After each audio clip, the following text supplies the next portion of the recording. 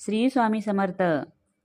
गुरुमाऊली म्हणतात, अन्नावर कधीही राग काढू नये, ताटावर उठवणे, ताट फेकून देणे हे अत्यंत वाईट असते.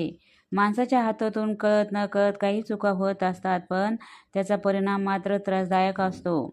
घरोघरी आढळणारी एक मोठी चूक म्हणजे अन्नाचा अपमान. एखादा माणूस जेवायला बसलेला असतो आणि तेवढ्यात घरात कोणीतरी किरकिर सुरू करते. पती पत्नी, मुले किंवा कोणी पाहुणे आलेले असन ते काहीतरी सांगून आपल्या घरात काहीतरी विषयाला विषय वाढतो आणि शब्दाला शब्द वाढत जातात. भांडणे सुरू होतात. कोणीतरी रागाने जेवणावरून उठून जाते. अन्न तसेच राहते. अन्न म्हणजे अन्नपूर्णे मातेचा अपमान केल्यासारखा आहे. घरचा कर्ता पुरुष अथवा स्त्री जेवायला बसलेले असताना त्यांना घरातील कोणतीही अडचण सांगू नका. त्यांना शांतपणे 4 घास खाऊ द्या.